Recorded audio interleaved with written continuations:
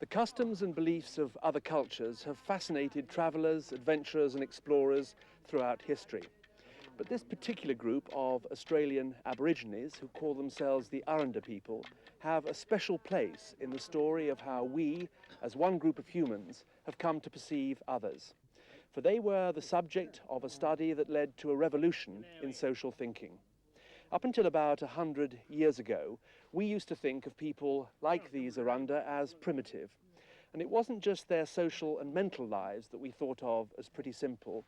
They were presumed to be living evidence of our own more primitive past, sorts of living fossils, examples of the way in which we ourselves used to exist before we evolved into a so-called higher state of civilization.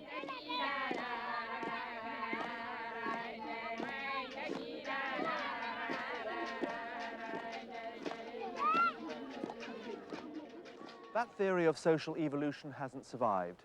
It collapsed under the sheer weight of facts that people like Spencer and Gillen were discovering. These weren't early, simple, primitive societies. They were complex, contemporary cultures. Though the facts have been corrected and amplified, their record of ancient living cultures still remains. And so does the method that Spencer and Gillen used to study them.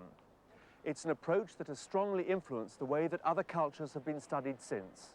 It's called fieldwork. The research is intended to capture native life using the most up-to-date methods. They made wax cylinder recordings of Aboriginal stories, music and songs, and also took some of the earliest cine films of the elaborate ritual that surrounded Aboriginal ceremonies.